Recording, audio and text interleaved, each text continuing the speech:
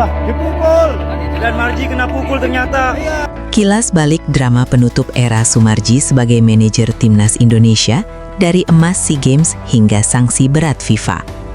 Dilansir dari halamat bola.net. Rekam jejak Sumarji sebagai manajer timnas Indonesia ditutup dengan catatan hitam dari FIFA. Mantan manajer skuad Garuda itu dipastikan menerima sanksi super berat.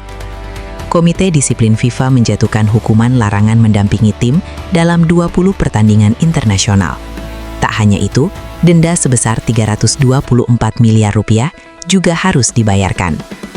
Hukuman ini merujuk pada insiden panas saat Indonesia menjamu Irak di kualifikasi Piala Dunia 2026, Oktober 2025 lalu. Kala itu, laga di Stadion King Abdullah Sports City berakhir dengan kekalahan 0-1. Sanksi ini seolah menjadi epilog dramatis bagi karir manajerial Sumarji. Pasalnya, sosok perwira polisi ini telah resmi mengundurkan diri sejak 16 Desember 2025 lalu. Kini, fokusnya telah beralih sepenuhnya sebagai Ketua Badan Tim Nasional BTN.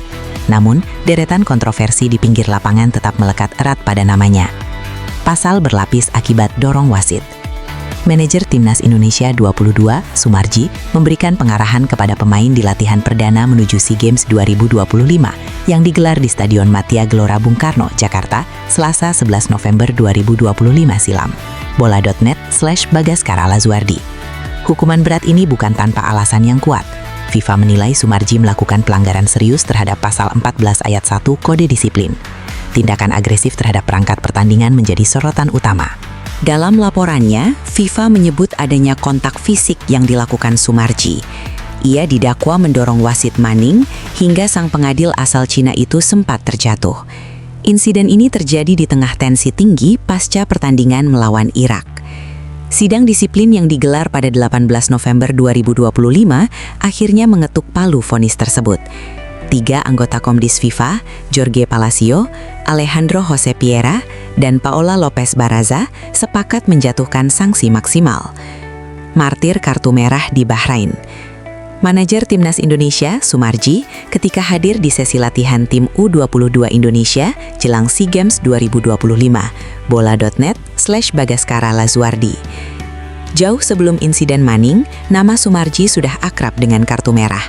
Salah satu momen paling ikonik terjadi di kandang Bahrain, Oktober 2024. Protes kerasnya terhadap wasit Ahmed Alkaf membuatnya diusir dari bench. Namun Sumarji menegaskan bahwa tindakannya adalah bentuk perlindungan bagi pemain. Saya harus ambil sikap, daripada ada yang kena, entah itu pemain atau pelatih, kenang Sumarji soal insiden tersebut. Terpaksa saya yang harus protes keras. Akhirnya daripada tidak menentu, saya yang ambil sikap supaya aman, tegasnya kala itu. Jadi korban demi emas SEA Games. Karir Sumarji tidak melulu soal menjadi pelaku konfrontasi. Publik tentu masih ingat momen heroik sekaligus mengerikan di final SEA Games 2023 Kamboja.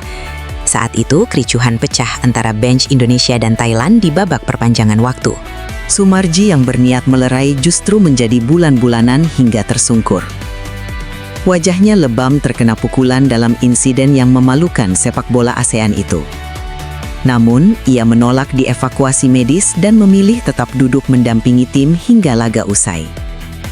Pengorbanan itu terbayar lunas dengan medali emas yang diraih Rizky Ridho DKK. Momen itu menjadi bukti loyalitas tanpa batas Sumarji bagi Merah Putih. Warisan di balik kontroversi. Terlepas dari catatan indisipliner, tangan dingin Sumarji tak bisa dipandang sebelah mata. Sejak memegang Bayangkara FC pada 2016, ia konsisten menghadirkan prestasi.